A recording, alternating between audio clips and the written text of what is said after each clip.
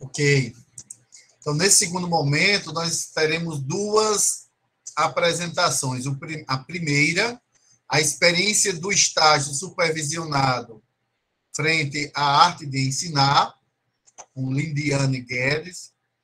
E a segunda, o uso do podcast como ferramenta pedagógica. Camila, Lindiane, novamente, e Renan. Pronto, Lindiane, seja bem-vinda. Fique à vontade para a sua apresentação. Lembrando que vocês têm 20 minutos para apresentar. Quando faltar 3 minutos, eu dou um sinalzinho aqui, viu? Fique à vontade. Boa apresentação. Certo. Boa noite, né? Boa noite especial a todos os professores, todos os meus professores aqui presentes, a meus colegas de graduação também. Eu me chamo Lindiane, eu sou do 7º período, né, da reta final do curso, e eu estou, como o Teixeira mesmo falou, eu estou participando de 2 trabalhos hoje, um individual e um em grupo, que será exposto posteriormente após essas minhas falas. E nesse primeiro momento, né, eu vou falar um pouco a respeito do meu relatório de estágio, feito no período passado, no 6º período, a disciplina era ministrada pelo professor Deda e professor Cali Costa, né, que Deda foi quem me deu suporte para meu relatório. E o meu trabalho, né, tem como tema a experiência do estágio frente à arte de ensinar. Se encaixa dentro dos relatos de experiência de estágio, mas nesse caso, né, por delimitação de tempo, né, acredito que não seria possível trazer todo o meu relatório de estágio aqui para expor. Então, para delimitar, né, eu trouxe mais especificadamente as minhas vivências mais práticas e mais importantes que vivi, né, no estágio 3, e relacionei com a obra Arte de Ensinar, que foi uma obra que eu usei para fazer o meu relatório de estágio, e que acredito que foi de bastante importância também, né? Então, eu tentei só relacionar esses dois, né, por questão de delimitação do tempo. Mas, enfim, né, vamos começar. E acredito para fazer, seja importante, né, fazer uma breve contextualização da obra, né? Não sei se alguém já ouviu falar aqui do livro, A Arte de Ensinar, mas este é um livro do autor Gilbert Heinz. Qual é o né? livro, Lidiane? E ele... Lidiane, eu não ouvi, por favor, desculpe te interromper. Você podia repetir, por favor, por gentileza? O livro? Sim, é A Arte de Ensinar.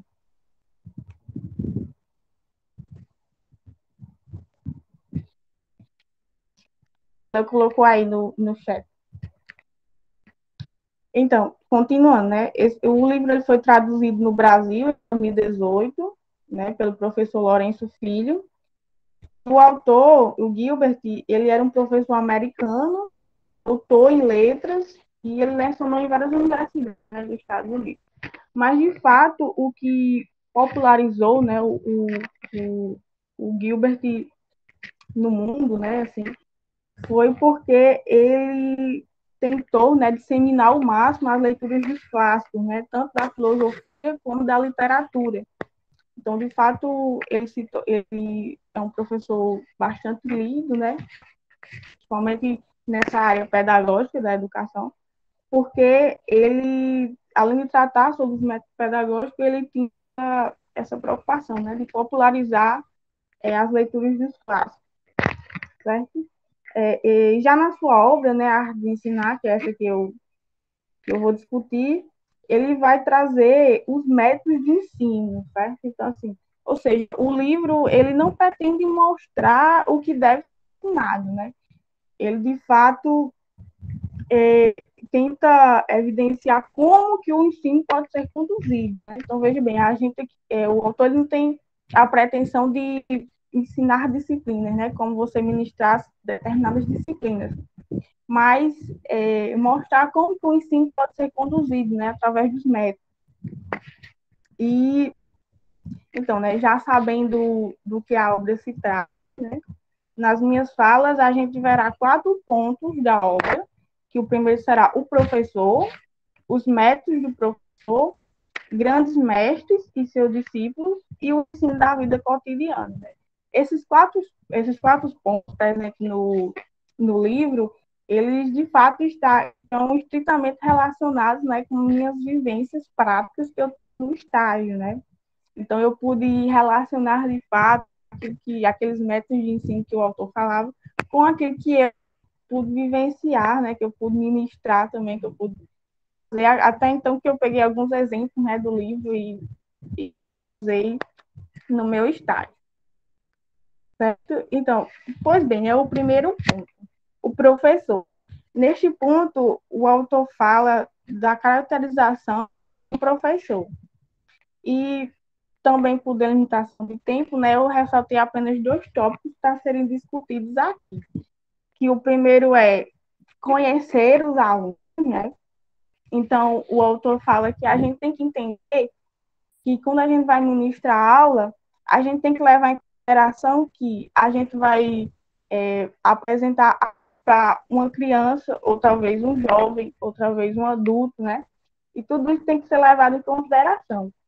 Além disso, a gente vai ministrar aula para pessoas com características de personalidades diferentes, né? Como mesmo Sayonara falou, né, na apresentação anterior, o docente ele tem de fato de conhecer, né, o aluno, de estar perto do aluno. Por mais que assim, falando a respeito do professor de ensino médio, né, por mais que o professor de ensino médio ele tem de 5 a 6 turmas, né, então assim, não é tão fácil você de fato, dar atenção necessária para um aluno específico, né? Porque, de fato, são turmas de 30, 40 alunos e que, às vezes, fica complicado você notar algum comportamento, alguma coisa.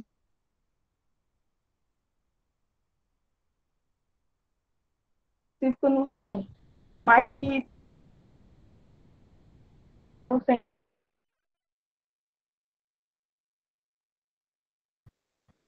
Cortou a linha com cruzeta, cortou a linha de cruzeta, Teixeira. Você quer desligar a câmera, às vezes fica muito pesado o vídeo e o áudio. Cruzeta é longe, Teixeira. Tente desligar a sua câmera, Lindiane, se estiver ouvindo. Acho que travou mesmo. Vamos aguardar um pouquinho.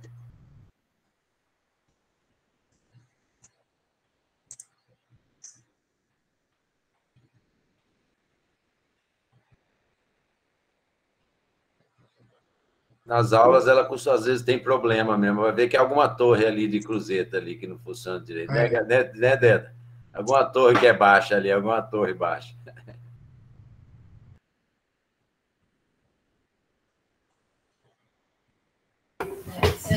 E travou forte mesmo agora, viu?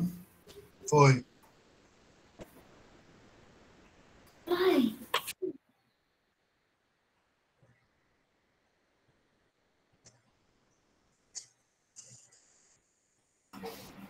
Esse livro, enquanto Lidiane não volta aí, esse livro aí que ela está fazendo referência é da década de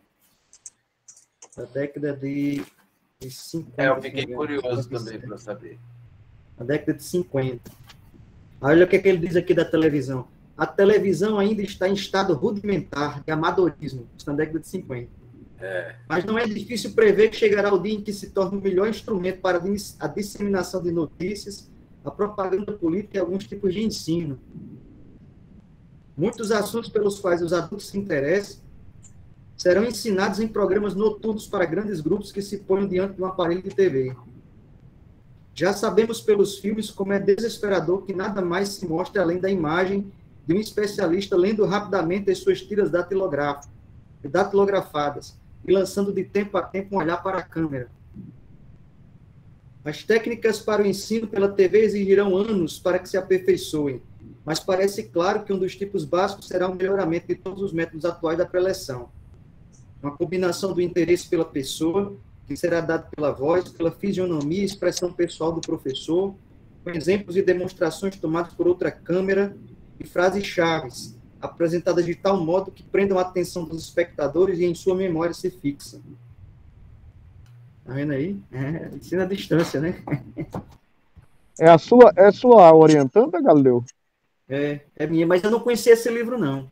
Esse livro eu conheci por intermédio dela e de Deda. Eu não conhecia esse livro, não. Como é o nome do autor, Galileu? Não entendi bem. Gilbert Ryle. Tá no chat. O que a gente faz? Pedimos a Renan para começar e depois, se ela voltar, ela continua. Acho que é melhor, Teixeira. O problema é que ela está no outro também, né? E aí, Renan? Ela não entrou em contato aí com ninguém? Agora não. Renan tá aí também? Saiu? Voltei. Voltou. Muito bem. Desculpa, eu queria pedir perdão pela... Ela foi lá, trocou de roupa, viu, Teixeira? Trocou outra roupa aí, trocou de roupa. Pode deixar a câmera desligada. Pois não, pode continuar. Perdão pela queda de internet. Eu esqueci de falar que a internet aqui às vezes é ruim mesmo. Aqui em Cruzeta e aqui na minha casa, né? Principalmente à noite. Mas, enfim, acredito que eu estava no ponto de conhecer os alunos, né? Eu tinha falado. E em relação ao que o autor fala, né, no livro A Arte de Ensinar, ele diz que é importante que a gente entenda que não estamos ministrando aula para diferentes faixas etárias, né, para diferentes pessoas. Então, a gente vai ter alunos da infância, alunos jovens, alunos adultos, né? E tudo isso tem que ser levado em consideração. A respeito disso, né, tomando isso como na prática, né, eu fiz um formulário, né, para os alunos de antemão para serem respondidos durante o meu estágio. E nesse formulário continha perguntas desde da relação do aluno consigo mesmo, né, do aluno com a escola, do aluno com a filosofia e com a sociedade. E pude, né, ver de fato que os alunos são totalmente diferentes, né? Porque teve respostas em que os alunos diziam que a escola era um meio que eles tinham para chegar aos seus sonhos, né? E outros diziam que eles só estavam na escola porque os pais obrigavam. Então, os que dizia que gostavam de estudar pela tarde, outros pela manhã, que gostavam de aulas através de exposição, através de slide, e outros gostavam de exposição através da fala somente. Então, tudo isso eu tive que levar em consideração, né, primeiramente, para fazer a minha aula, e entender também que a gente não está trabalhando com pessoas, com uma massificação de pessoas, né? A gente está trabalhando com indivíduos diferentes e que, de fato, né, trazendo o exemplo da fala de Sayonara, do trabalho anterior, o docente ele tem que estar prestado a isso, né? Que existem alunos que vão ter um comportamento diferente de outros, existem alunos que vão ter mais habilidade em conhecer do que outros, né? Então, tudo isso tem que ser levado em consideração. Então, assim, a partir do meu formato, né, que eu planejei, eu pude perceber isso, né? Foi bastante proveitoso fazer isso e entender que acho que, de fato, entrar na cultura, né, dos jovens, né? Não que eu seja tão velha, né, mas acho que eles são mais novos que eu. Mas, enfim, no segundo ponto, né, ele fala sobre as qualidades do bom professor. E ele elenca 3, né, que seria a memória, a força de vontade e a bondade. Trazendo a memória, né, assim como hoje, né, eu estou um pouco nervosa, no dia que eu fui ministrar a aula, eu também estava, né, e esse nervosismo, ele impacta diretamente na memória do professor, naquilo que ele vai dizer. Então, assim, de fato, tive que trabalhar muito isso, tive que estudar muito, tive que, assim, ter mais calma, né? Falar um pouco mais devagar, para conseguir lembrar de tudo que eu queria dizer, de tudo que eu queria repassar para eles. E, assim, esse primeiro ponto traz o segundo, né, que é a força de vontade do professor. Porque, de fato, a gente, quando vai ministrar aula, né, a gente tem que fazer o plano de aula, né, tem que organizar muito bem, tem que ter aquela força de vontade de planejar, de organizar algo para só. Você não vai chegar na aula e vai dizer aquilo que você quer, né, sem ter planejado, sem ter argumentado o discurso. E outro ponto seria a bondade, né? Porque, de fato, como mesmo o Zuben falou, né, na apresentação anterior, o professor tem que ter tem que ter esse olhar humano, né, para o aluno, tem que chegar perto, tem que entender que ele não está ali como um personagem autoritário, mas sim está como conhecedor também, né, e transmissor de conhecimento.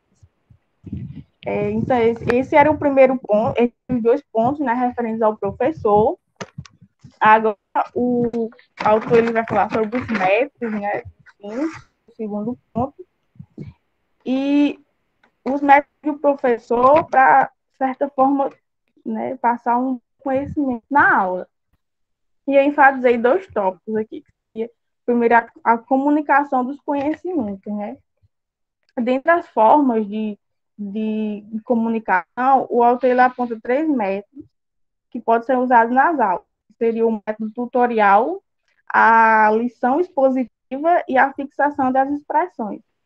E eu lendo, né, todos esses métodos, eu tentei, de fato, usar o método de fixação das impressões, né, que, de fato, ele fala que é necessário para a gente dar uma boa e fixar bem os conteúdos, a gente deve usar exemplos, né, exemplos cotidianos, exemplos afins, para que os alunos possam entender, de fato, o assunto que está passando. E né, a partir desse método que eu apliquei, da fixação das impressões, eu pude ter bastante proveito, né, porque quando foi na segunda aula que eu já ministrei, que eu tinha pedido para eles fazer uma atividade em casa, e os alunos trouxeram, né, assim, a grande maioria, não todos, mas a grande maioria trouxeram as atividades todas feitas, e eu acredito que esse método, né, de fixação foi de bastante proveito. Já no terceiro e no quarto ponto, o autor ele vai dar exemplos de grandes professores na história, né, como Platão, como Aristóteles, Sócrates, os jesuítas, e assim, eu lendo essa parte, né, tentei entender por que Platão, por que Aristóteles foram grandes personagens, né, na história, trouxeram tanto essa bagagem de conhecimento para hoje, e que, de fato, hoje a gente não encontra um Platão ou um Aristóteles, talvez, né, tanto na academia como em outros lugares. Ele também vai falar de uma passagem, né, dos professores do século XIX para o século XX, que vai evidenciar, assim, essa tomada de mudança, né, que aconteceu sobre os métodos de ensinar, e, de certa forma, padronizou mais, né, o ensino, e não consegue relacionar um professor de antigamente com um professor de atualidade, né? Por mais que a gente hoje tenha mais informações e mais materiais, né, disponíveis. E também ele vai falar, de modo geral, sobre a importância da família, né? Porque a gente sabe que os alunos não são educados na escola, né? Eles são educados na família. E existe essa concepção de que o aluno ele chega na escola, né? E às vezes os pais querem que os alunos sejam educados dentro da escola, e que isso não é responsabilidade da escola, né? Então, assim, isso traz um novo problema para o professor também, né? Porque, de fato, o professor vai lidar com esses alunos que foram, né, de certa forma, mal educados, e acaba que o rendimento do professor, né, a transmissão do conhecimento acaba caindo. Mas, assim, como eu não quero alargar meu tempo, eu acho que já foram meus 20 minutos, só queria dizer que eu escolhi o estágio, né, para falar hoje, porque, de fato, eu me senti mais perto, né, da minha profissão docente, quando eu fiz o estágio, eu pude conhecer de perto, né, mesmo que tenha sido de forma remota, mas eu conheci de perto como é que seria futuramente tornar-se uma docente, né, além de um divisor de águas, foi o momento em que eu pude dizer, não, é realmente isso que eu quero fazer. Então, assim, eu trouxe essa experiência, né, porque me marcou tanto intelectualmente como emocionalmente. Por isso que eu trouxe o relatório de estágio, né, para falar hoje desse evento.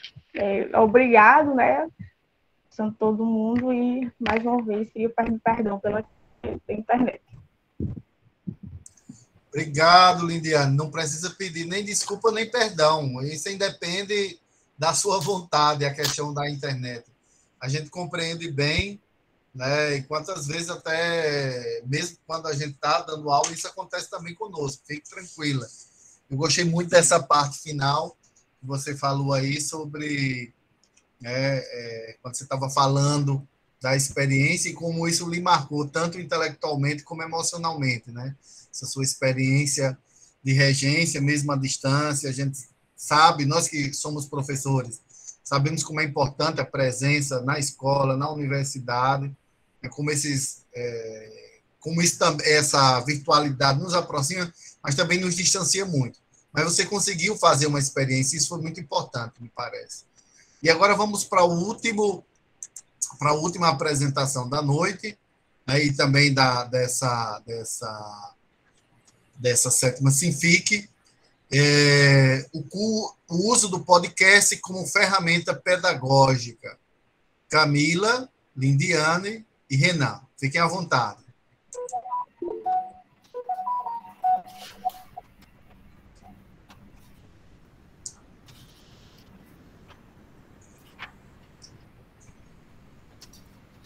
Boa noite, minha gente.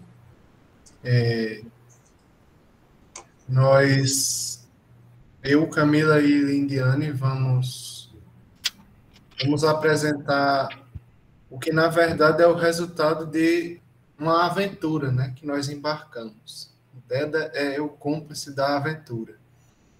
Aconteceu um seminário do PIBID, da Residência Pedagógica, da região Nordeste, e cada estado, aliás, cada instituição de ensino superior poderia ofertar um mini curso ou uma oficina, né? Não era cada subprojeto, era cada instituição. Então, quando Deda colocou lá no grupo, ele disse, Deda, peça aí esse negócio para a gente vai. E a gente vai fazer o quê? Diga que a gente vai, que depois a gente resolve. Então, foi uma aventura que a gente embarcou. Estávamos lá, eu, Camila e Indiane, mas também José e Geisa, que participaram como monitores do evento. E nós tentamos resumir um pouco da nossa experiência de lá, que na verdade foi um mini curso, né, de 4 horas, de 2 momentos, com atividades práticas também, aqui nessa apresentação de 20 minutos. Então, a gente vai se preocupar muito mais com o relato da experiência do uso do podcast como ferramenta pedagógica, né? Por que o podcast pode ser uma ferramenta pedagógica, o que ele é, né? Então, tudo isso vai ser abordado nesta noite.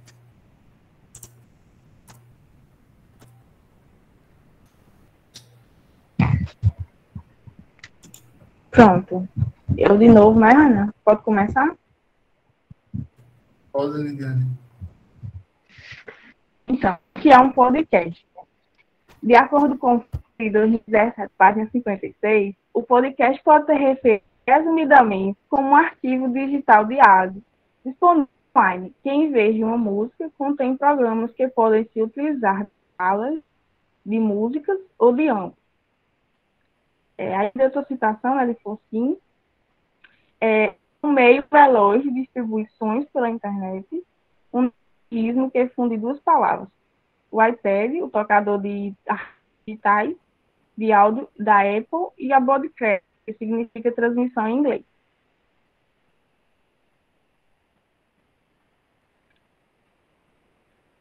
algumas características do podcast, né, que fazem dele a tecnologia do momento. Suas principais características são a criatividade e a mobilidade. No podcast, o escolhe o conteúdo que quer ouvir, no tempo e no espaço que determina, conforme sua disponibilidade. A multifuncionalidade também está presente, pois o ouvinte pode acessar uma informação enquanto desenvolve outras atividades rotineiras. Isso de acordo com Lima, 2020, página 2. Então, aí a gente tem uma definição muito clara, muito simples do que é o podcast, que na era das mídias, né, é também uma mídia muito acessível. Por que é uma mídia acessível? Porque você só precisa ouvir. Teixeira está lá viajando, ou então preparando um macarrão para fazer um espaguete à la carbonara, e vai ouvir lá o podcast falando por você. Então, é esse o grande X que faz essa mídia ser uma das tecnologias do momento. Quantas pessoas podem estudar, acessar uma aula de filosofia, de história, seja lá de que for, enquanto faz uma atividade de casa, enquanto lava a roupa, enquanto lava o banheiro, enquanto toma banho. É você quem escolhe. E o conteúdo está lá. Do mesmo jeito que tem podcast para todo gosto. Tem podcast extenso, tem podcast curto, tem podcast de leitura, tem podcast de debate. Né? Então, é uma mídia muito abrangente, justamente por causa dessa multifuncionalidade. E é através dessa multifuncionalidade que ele se torna também uma ferramenta tecnológica com grande potencial para uso na educação e no ensino. Aí agora a gente vai falar mais direcionado para o nosso tema principal, né? Que é como usar essa ferramenta em sala de aula. Primeiro eu trouxe aqui uns dados para a gente ver onde que o podcast está situado, né, aí na nossa sociedade. Segundo pesquisa do CETIC.br de 2016, 90% dos brasileiros entre 15 e 17 anos utilizam os telefones celulares para acessar a internet. O estudo demonstra também que 78% dos adolescentes utilizam a internet várias vezes ao dia e que 89% dos estudantes de escolas públicas já utilizaram esse recurso para efetuar pesquisas escolares. De acordo com a recente pesquisa da Associação Brasileira de Podcasts, Podpesquisa 2020, a estimativa é que o Brasil tenha 34,6 milhões de ouvintes de podcast. Ou seja, esses dados sobre a internet e o celular, a gente nem precisaria de um dado tão específico para notar que a internet já está presente em várias áreas da nossa vida, inclusive na sala de aula. Na época que eu fiz o ensino médio, a luta era para tirar os alunos do celular na hora da aula, né? Que é um desafio que tem até hoje. Então, a internet e os celulares já está muito popularizado. E como o podcast está inserido nesse meio, a gente pode sim, e também pelo número de ouvintes, né? A gente pode sim considerar ele uma ferramenta muito interessante para a sala de aula. Pode passar, Renan. Aí eu coloquei aí 2 exemplos de podcasts para a gente ter uma noção do quanto essa ferramenta pode ser realmente diversa, assim, e bem versátil. O primeiro exemplo é esse podcast Sentidos da Beleza, que é de um maquiador chamado Tássio Santos, que ele era maquiador há vários anos e ele percebeu que nunca tinha feito nenhum projeto direcionado para pessoas com deficiência visual. E aí ele produzia esse podcast ensinando pessoas com deficiência visual a se maquiarem.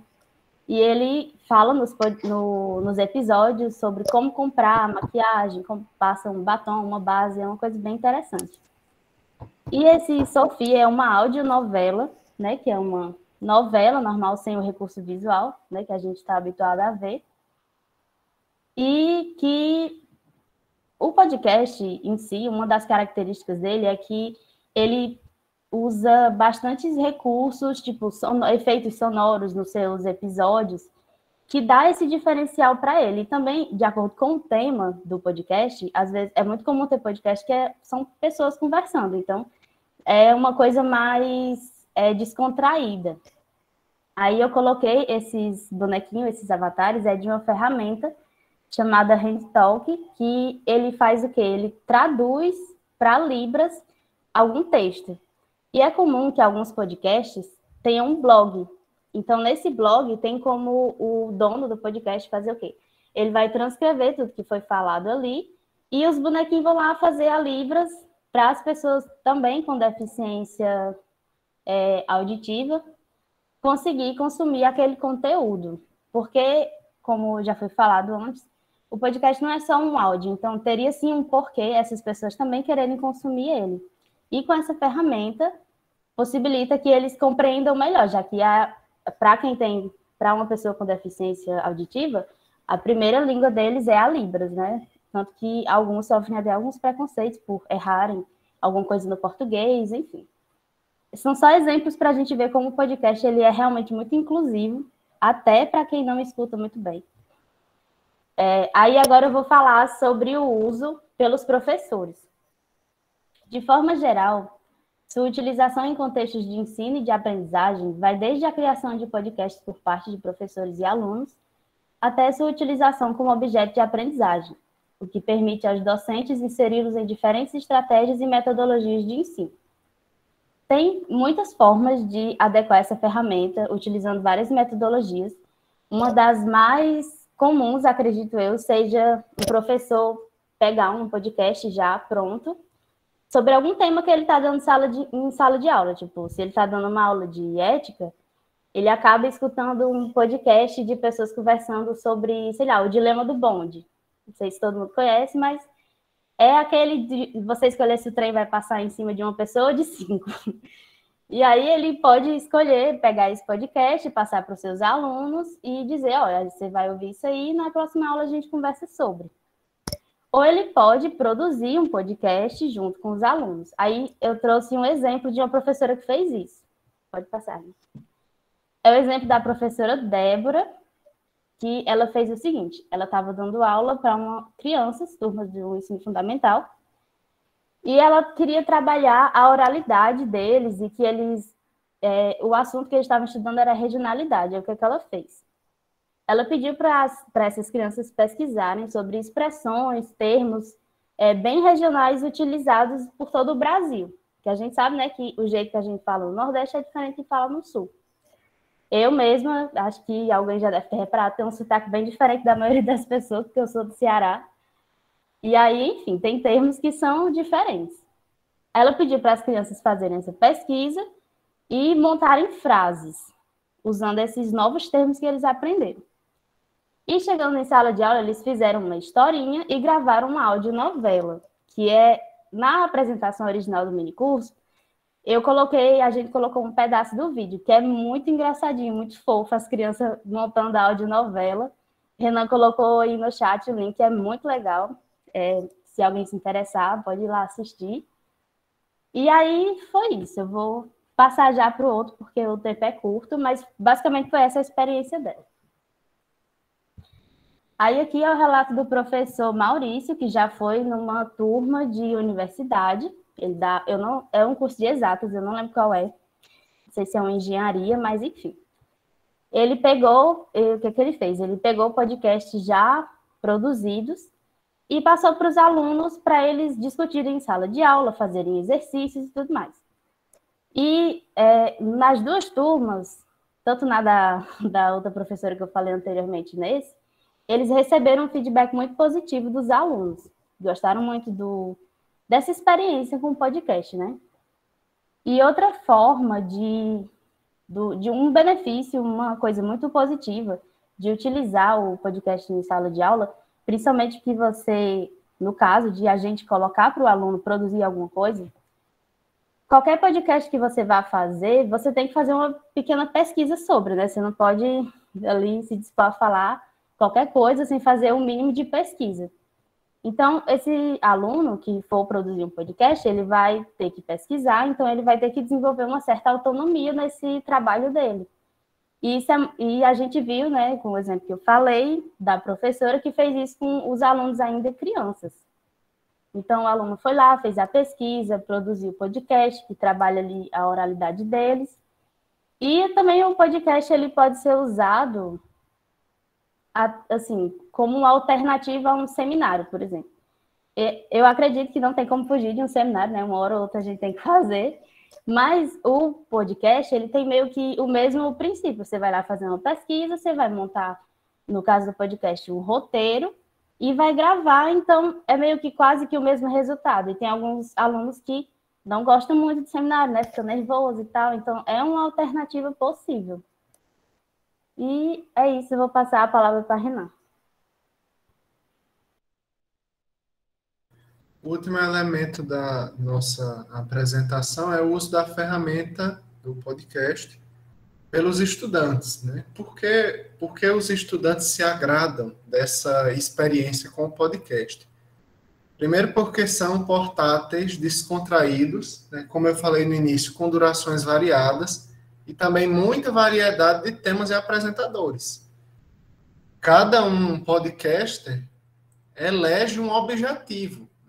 No caso de um podcast educacional, a gente elege o objetivo. Eu quero aqui trabalhar temas que eu trabalharia no seminário. Não, eu quero dar aula e gravar a minha aula e deixar disponível para que o estudante possa ouvir em casa novamente, eu possa ouvir um conteúdo que não foi possível trabalhar na sala. E também, Galileu quer fazer um podcast para conversar besteira. E quem gostar de conversar besteira vai ouvir o podcast de Galileu, né? À vontade, pode fazer podcast de tudo. Tem podcast de notícias, de qualquer coisa que você imaginar. Né? Então, essa é o primeiro elemento do engajamento que os alunos têm com essa ferramenta, né? Que todas as pessoas têm. Né? É uma ótima alternativa para quem ainda não está habituado com a leitura e aprende com mais facilidade com recursos sonoros. Então, tem gente que tem uma memória auditiva até melhor do que a memória fotográfica, né? Isso é de cada um. Tem gente que aprende mais ouvindo, tem gente que aprende escrevendo, tem gente que aprende vendo. Um exemplo claro disso é alguns estudantes que gostam muito de assistir videoaula, né? Que gostam de fazer mapa mental. Então, tudo isso é uma alternativa para os métodos de aprendizagem que cada um se identifica mais. E para quem se identifica com recursos sonoros, tem gente que não consegue se identificar, tá lá o podcast rolando e você fica voando, né? Mas também tem gente que consegue aprender muito nesse estilo. É adaptável à rotina de quem ouve, tá lá disponível, você pode ouvir a hora que quiser, quando quiser, e serve de alternativa não só para revisar algum conteúdo, mas para estender o espaço da sala de aula. Não vai dar tempo a gente trabalhar aqui na aula esse conteúdo que a gente precisava trabalhar. Vai lá para o podcast, né? Deixa lá gravado. Como Camila já falou, o exemplo dos seminários, né? E por fim, a gente falou dessas duas experiências. Queria trazer também a minha experiência agora do último estágio. Estou trabalhando o projeto interdisciplinar com as ciências humanas e eu pedi que os estudantes formassem grupos e elencassem problemas da realidade, né, questões da realidade que incomodam eles. Então, surgiram diversos temas, fake news, política, relações de poder, que mais? Saúde mental, né? A gente começou as aulas lá em setembro, então surgiu saúde mental também, religiões, diversos temas. E tudo isso para que eles pesquisem nas 4 disciplinas de ciências humanas que estão na escola, envolvendo história, geografia, filosofia e sociologia. E, como Camila falou, essa é uma parte muito importante. Então, na experiência que nós estamos fazendo no estágio, essa é a parte que demanda mais tempo. O podcast exige uma preparação, né? Exige uma pesquisa. E, por fim, a gravação. Esse é o último passo, para que o podcast exista. Né? Compreende a última parte, né? Que envolve a edição também, coisa que dá muito trabalho, dependendo dos métodos que se utilizem. Mas a experiência tem sido muito boa, né? Tem tem produzido bons frutos, agora que isso depende do envolvimento de cada aluno, de cada estudante. Teve uma aluna que já chegou na primeira aula, depois do primeiro encontro, né? A segunda aula já chegou assim: professor, olha, eu quero trabalhar sobre o tema vida. 3 minutos, Renan. Certo, sentido da vida, e eu já pesquisei sobre 3 filósofos que apontam algumas reflexões sobre isso. Outro aluno disse assim: professor, eu quero trabalhar necropolítica, e eu já li aquele livro lá, em outro trabalho que eu fiz na escola que eu estudava. E outros alunos que chegaram lá com um textinho que eles pegaram na internet e me mostraram, né? Então, isso depende do envolvimento do aluno, como qualquer trabalho, como qualquer pesquisa na vida acadêmica, certo? Então, por fim, só a questão da gravação, que lá no minicurso constituía a segunda parte, né, a parte prática. Existem vários métodos para gravar o podcast, uns mais simples, outros mais complexos, né, para quem tem mais ferramentas ou menos.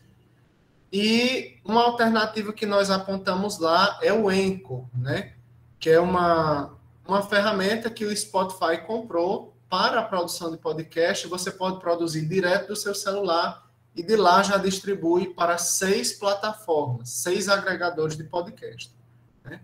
A internet está cheia de métodos, de tutoriais de como produzir um podcast, e como nós já podemos ver aqui, é uma ferramenta de fato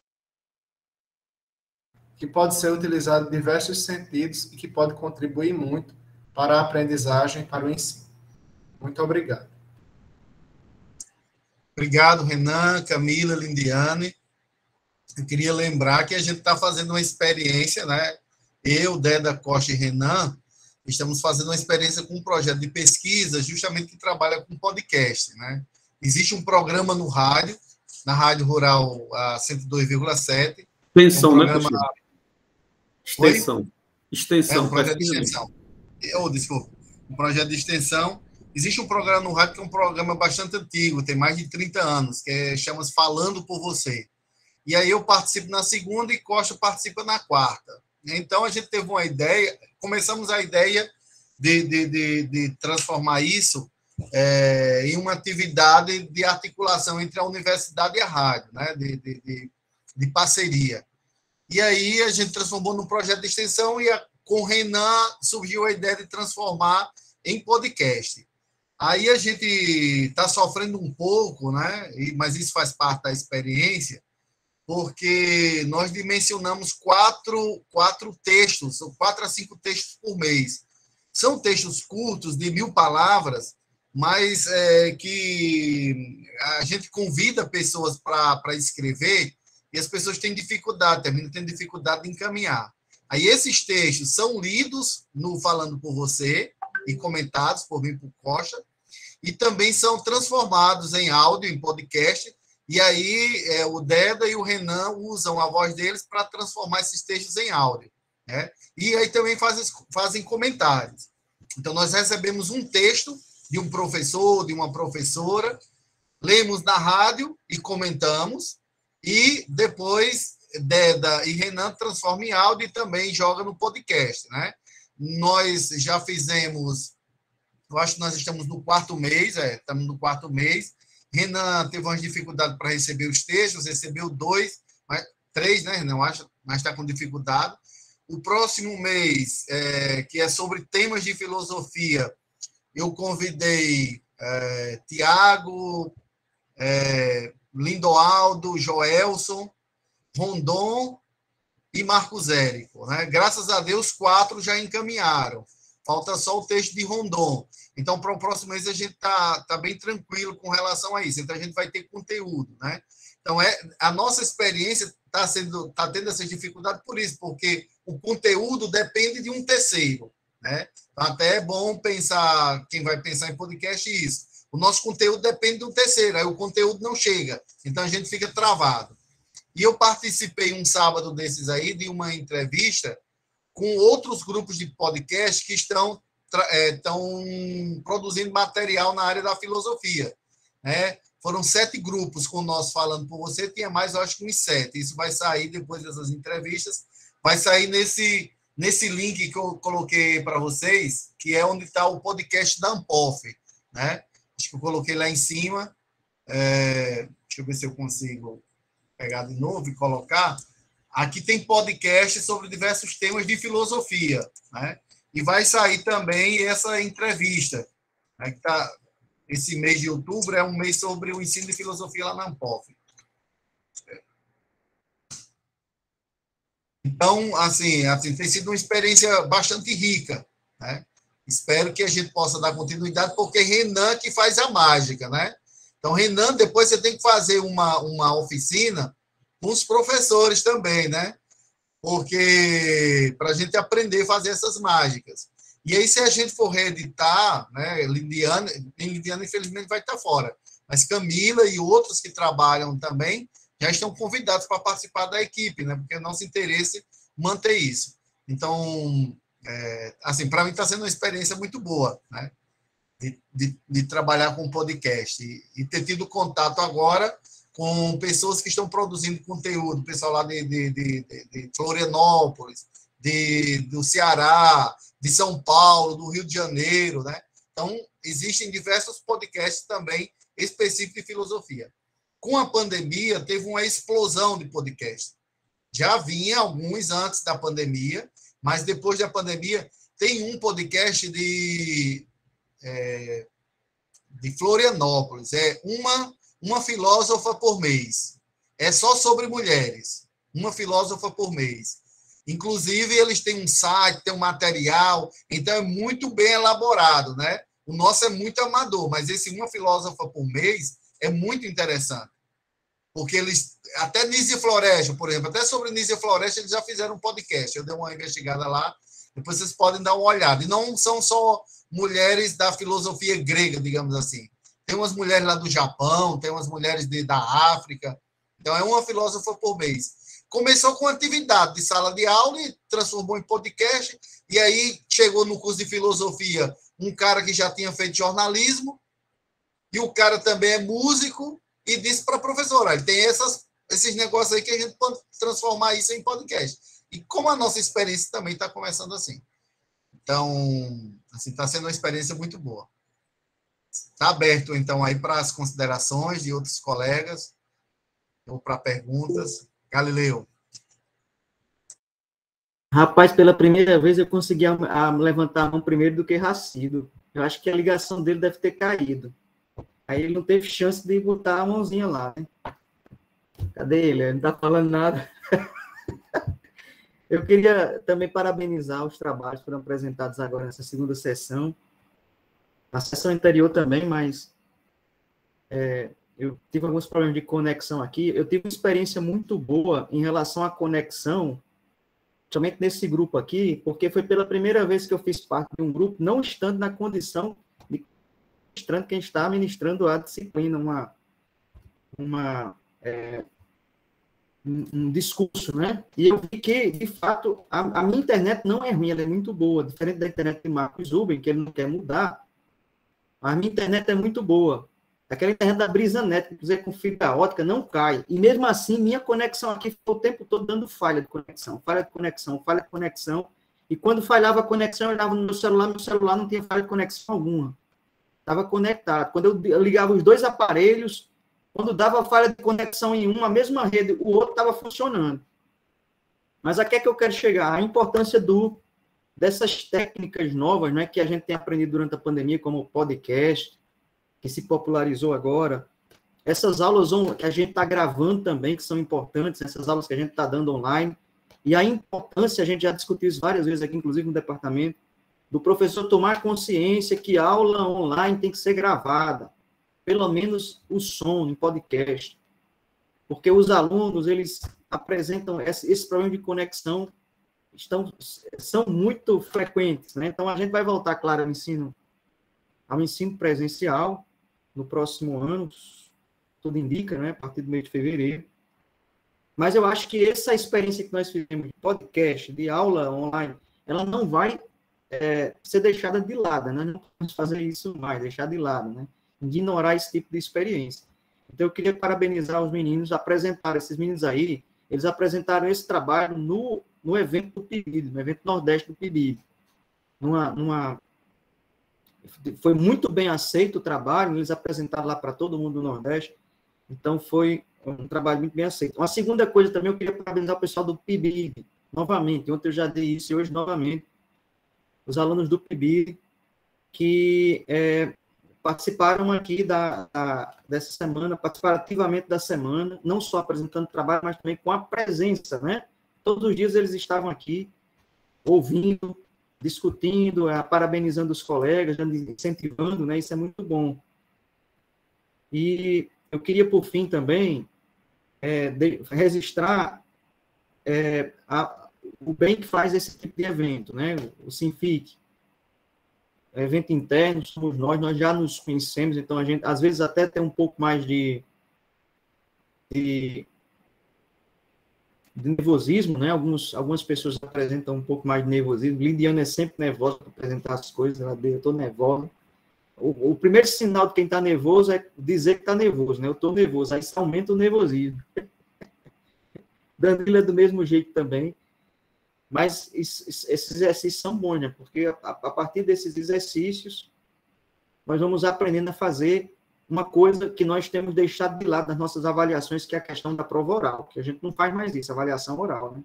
E esses eventos servem para isso. Até o século XIX, diz o autor desse livrozinho aqui, ó, Gilbert Wright, que foi trazido aí por Indiana.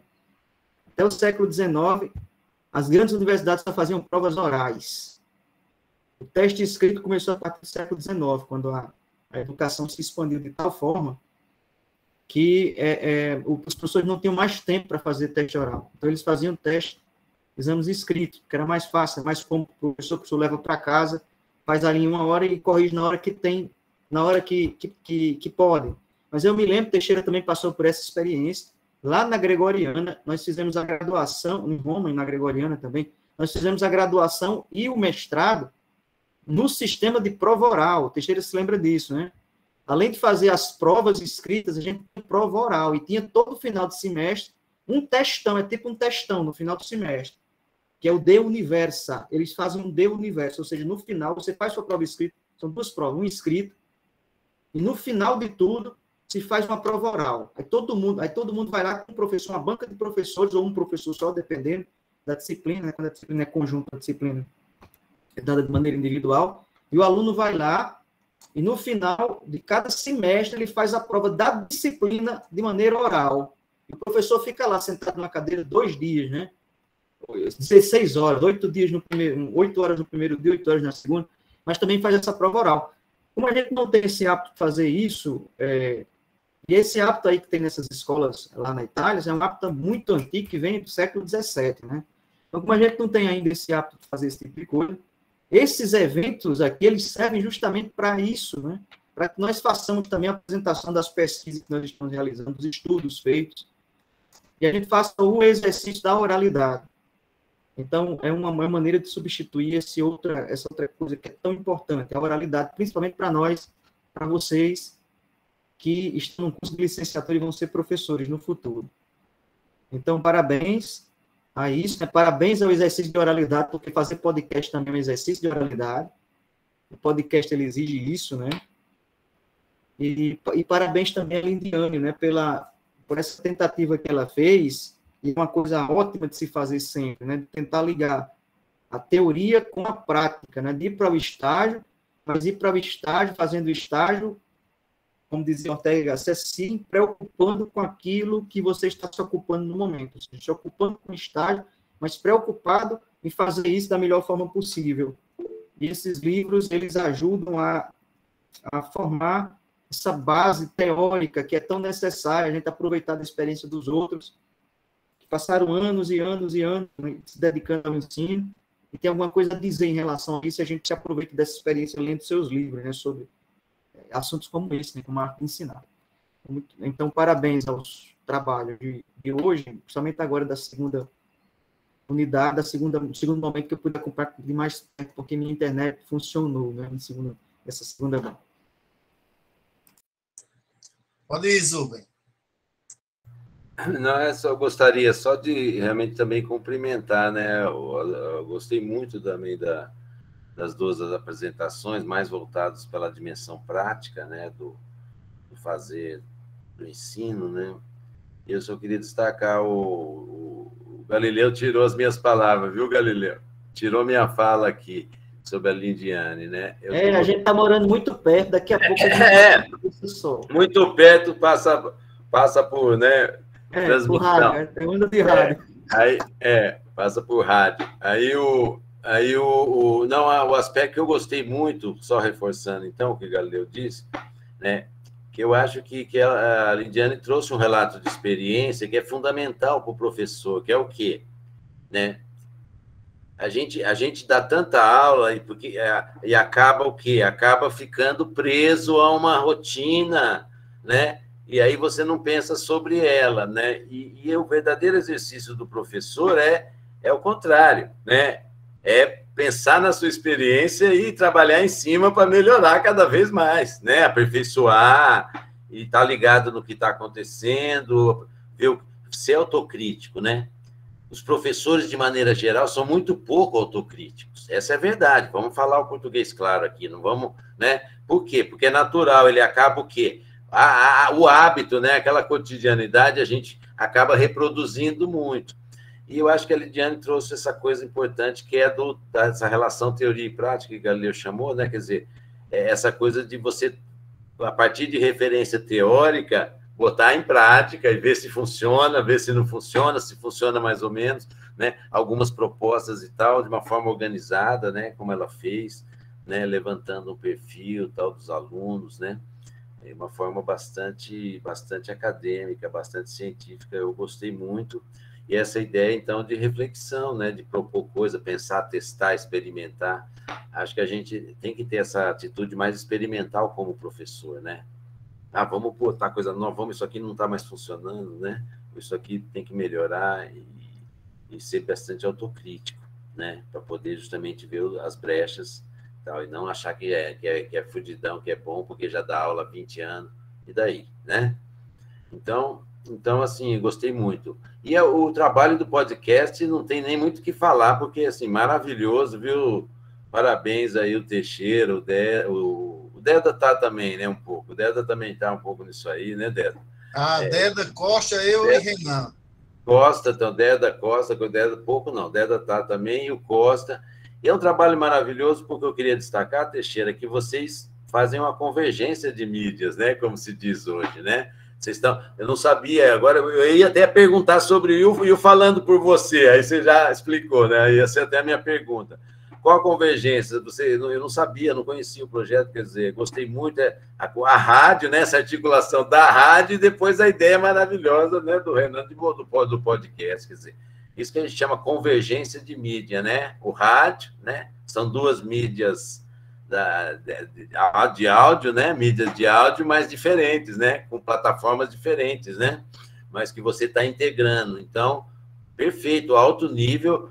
Só podia representar o N mesmo, um trabalho desse, uma avaliação dessa, né? Gostei muito da apresentação da Camila. Eu nunca vejo a cara da Camila, né? Já dei uns 2 cursos para ela, quase não vejo. Eu fiquei mais feliz hoje foi de ver a cara da Camila, né? Falando para a gente, sempre com muita propriedade, né? E tal, Renan também, né?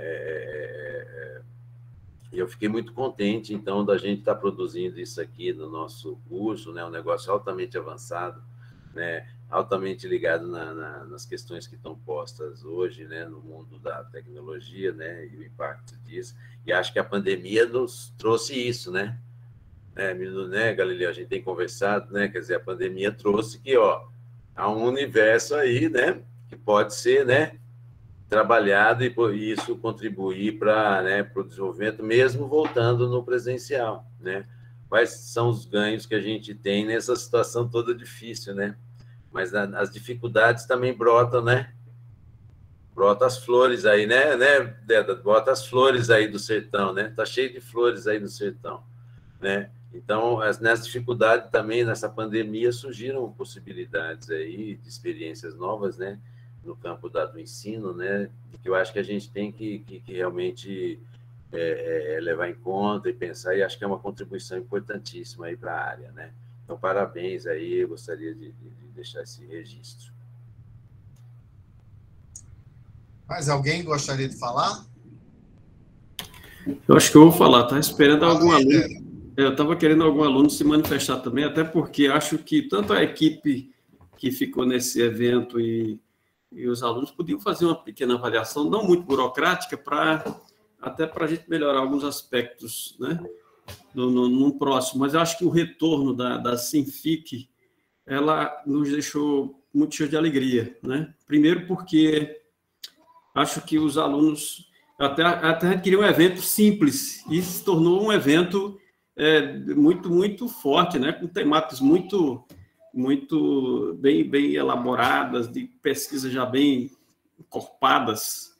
Eu fiquei muito surpreso com isto, né? Desde o primeiro dia até hoje, acho que é um evento que deixa muitos frutos, né?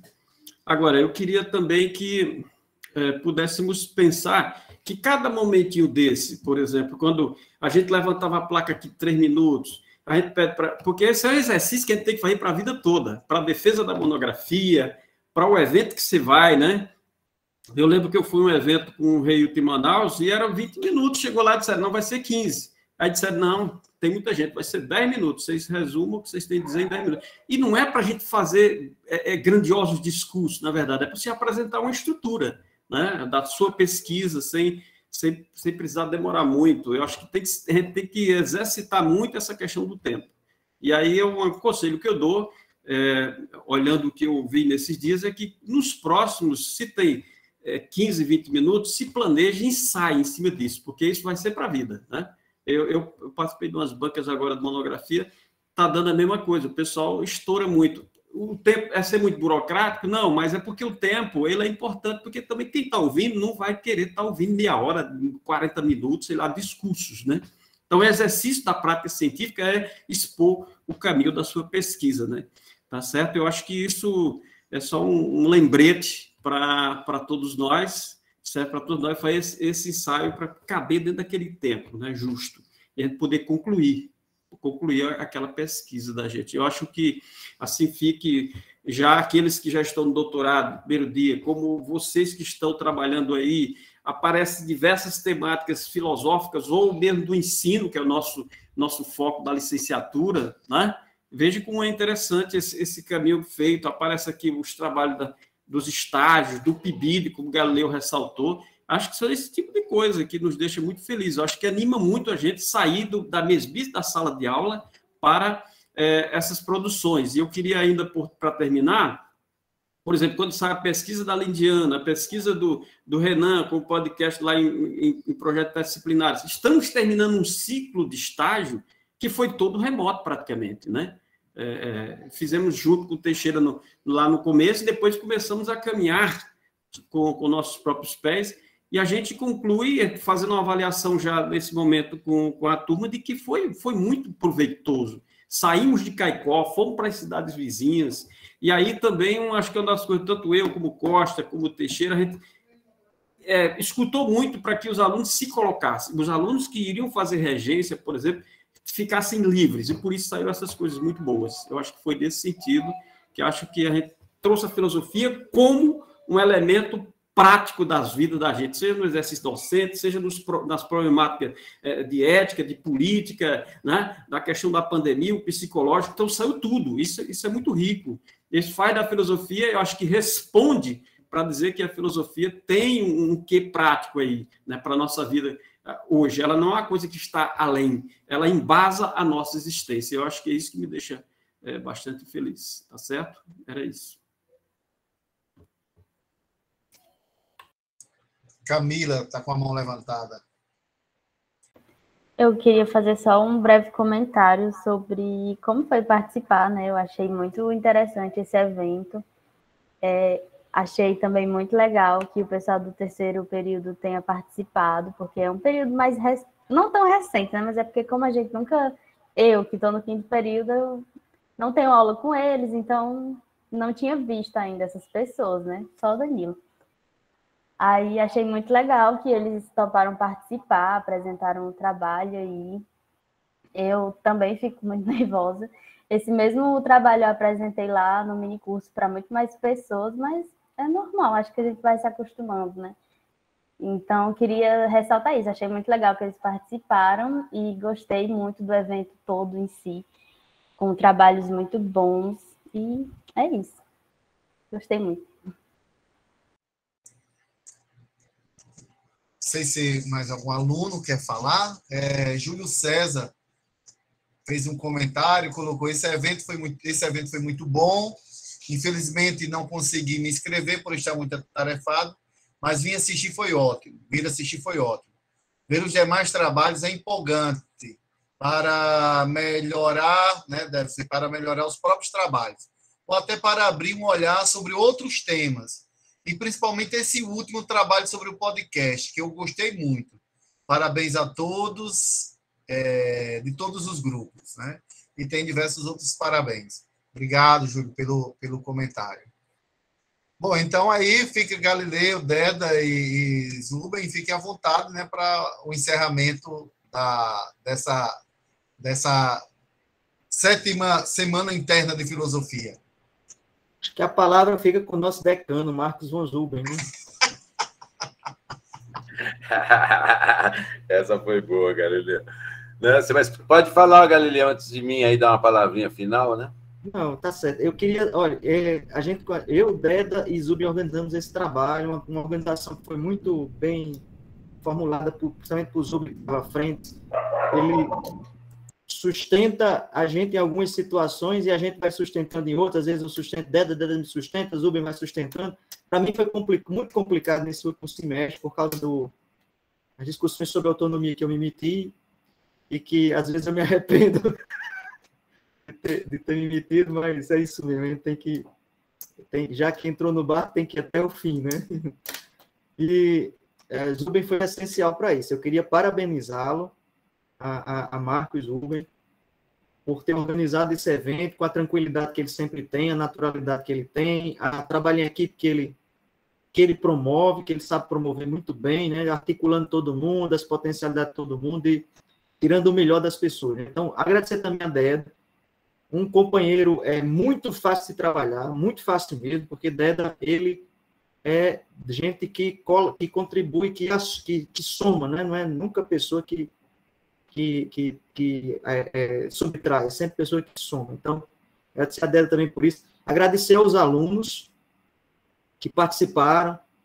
Eu queria fazer 2 menções aqui, só 2 menções. Eu queria agradecer primeiro, 2 menções, porque assim, eu precisaria agradecer a todos, né? Mas 2 alunos, eles se destacaram especialmente nesse evento. Se Marcos me permite fazer essas observações, eu até vou me esquecer, depois você fala alguma coisa que eu tenha me esquecido, mas eu acho que Danilo foi muito importante nesse evento, Danilo, inclusive porque ele se comprometeu diante da situação que a gente está, com a falta de equipamento que a gente tem, a fazer a apresentação inicial do evento, né? Ele teve muito trabalho para isso, organizar aquelas músicas. Algumas pessoas sentiram a dificuldade na internet, né? Porque de fato é difícil você tocar uma música numa plataforma dessa como a Google Meet, fica dando problema o tempo todo. Mas a gente vai presencialmente no futuro também trazer novamente Danilo para a gente ouvir e poder ouvir e aproveitar melhor, né? Não com essa barreira da internet, né? Mas pessoalmente. Então, parabéns, Danilo, por isso. E parabéns também ao segundo aluno que eu queria também parabenizar, é Renan, que contribuiu de maneira muito significativa com esse evento, né? Renan ficou responsável por essa parte das mídias, todos os alunos das turmas que ficaram responsáveis por participar, mas Renan principalmente, porque ele ficou com a responsabilidade e, como sempre, dando conta das responsabilidades que ele assume, né? Onde ele está no PIBID, aqui no grupo da gente. Eu queria também parabenizar, agradecer à Secretaria do Curso de Filosofia e ao coordenador do curso de Filosofia, a Marcos Érico, que permitiram também que a gente tivesse estrutura para organizar esse evento, né? Uma estrutura. Um evento é simples, mas a gente precisa se preocupar com essa ocupação, né? Não é um evento qualquer, a gente não realiza de qualquer modo. A gente teve que avaliar trabalhos, claro que a avaliação que a gente faz dos trabalhos para um evento desse não é uma avaliação com os critérios muito rígidos, né? mas a gente, de qualquer modo, a gente utiliza de um critério, fizemos avaliação, depois divulgação do evento, escolhemos o modelo do evento, né? O Zuber ficou responsável por esse tipo de discussão, e eu queria agradecer ao pessoal da secretaria, principalmente na pessoa de Newton, Silvio Newton, né? Que foi quem nos ajudou mais diretamente durante esses dias. Eu não sei se hoje ele está por aí, né? Você é Dorinha que está por aí. Dorinha é uma querida minha do coração, mas eu queria agradecer principalmente a Silvio Newton nesse momento por esse empenho, né? O empenho que ele... Mas estou quem? É Dorinha ou é Silvio Newton? Tá, sou eu, professor. Sou eu que estou aqui. Então, agradeço a você, viu? Agradeço Obrigado. Você pela participação. Deu tudo certo, né? Deu tudo certo, assim, na medida do possível e com a tecnologia que a gente dispõe para realizar um evento assim à distância. Então, eu queria agradecer essas pessoas, Marcos Zubin, principalmente, aos 2 alunos, a Danilo e a Natan, e a Silvio Newton, porque sem vocês a gente não teria feito esse evento. Mas eu também queria estender o meu agradecimento a todos os alunos que apresentaram trabalho, tiveram a coragem de colocar as suas produções ainda em situação ainda embrionária, né, aqui para nós, para serem discutidas, serem avaliadas. Não é fácil fazer isso, principalmente os alunos que estão fazendo pela primeira vez. Então, agradecer também a esses alunos. Mas eu queria agradecer novamente aos alunos do PIBID, porque sem os alunos do PIBID, a gente não teria um encontro que a gente teve, na qualidade que a gente teve como esse, né, como esse encontro que foi realizado. Claro que a gente precisa melhorar, a gente precisa melhorar sempre, né, a gente precisa melhorar cada vez mais. O trabalho de professor, para a gente que está no curso de filosofia, né, os professores, vocês alunos, vocês entram no curso, aí vão evoluindo, quando chega no final do período, aí vocês saem. Aí a gente, assim, perde os alunos lá no final do período que a gente ajudou no processo de evolução, e para a gente é como assim, se a gente estivesse varrendo uma casa, e todo dia dá uma ventania e suja tudo de novo, e a gente tem que começar a varrer tudo de novo, né? Porque os alunos que estavam lá no final, que a gente preparou, e a gente tem bons alunos aqui, que saem do curso de filosofia aqui, bem formados em filosofia, né? E esses bons alunos aí, quando a gente está usufruindo da formação que esses alunos também fizeram conosco, aí eles vão embora, né? Aí eles vão embora. Por isso que é tão importante a gente começar a pensar na pós-graduação, não só no mestrado profissional, mas também no mestrado acadêmico, e quem sabe no doutorado no futuro, né? Para a gente segurar esse pessoal aí por mais tempo entre nós, e uns ajudam o outro, né? Cria uma cultura acadêmica que a gente vai se ajudando uns aos outros, inclusive os alunos novos também. Então, eu queria agradecer aos alunos do PIBID, porque, olha, a experiência do PIBID tem demonstrado em todas as realizações que foram feitas até agora, né, que ela é bastante positiva para o amadurecimento dos alunos.